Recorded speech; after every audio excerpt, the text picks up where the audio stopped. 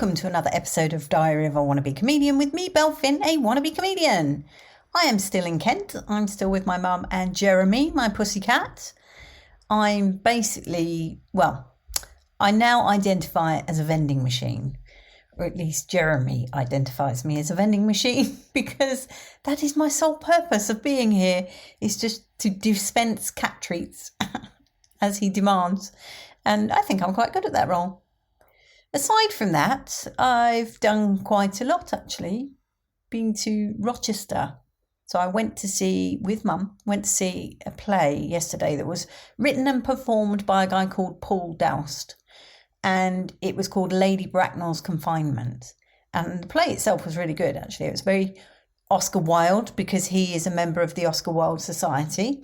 And there was another lady there that was taking questions at the end about Oscar Wilde. And that was really interesting because I'm really into Oscar Wilde stuff. I haven't read much, but what I have read I think is really smart.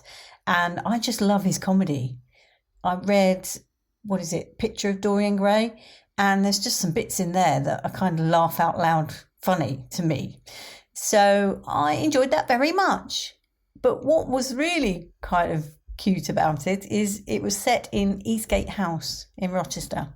And I remember going round there. I didn't realise until we went in, but I remember going there as a child on a school trip. So it brought back some memories. But the play was really good.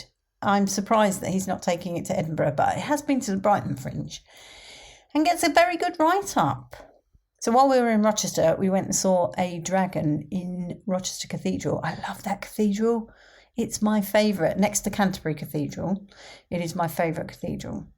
It has a special place in my heart again, because this would have been school trips. I think all we ever did was go to Rochester. We went to the castle and the cathedral.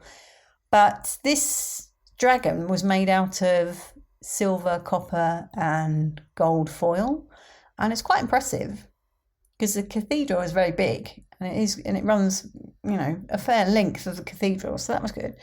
And then today I managed to persuade Mum to go to the cinema because I was getting withdrawal symptoms. So I dragged her along to see Harold and the Purple Crayon. I don't think she was as impressed as I was. I personally really enjoyed it. I really did enjoy it. What I enjoyed more was the fact that the ticket was only £5.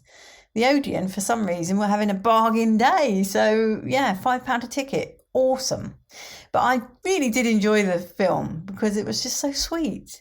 I didn't realise that it's an actual real book or based on a real book. So that was that. What else can I tell you?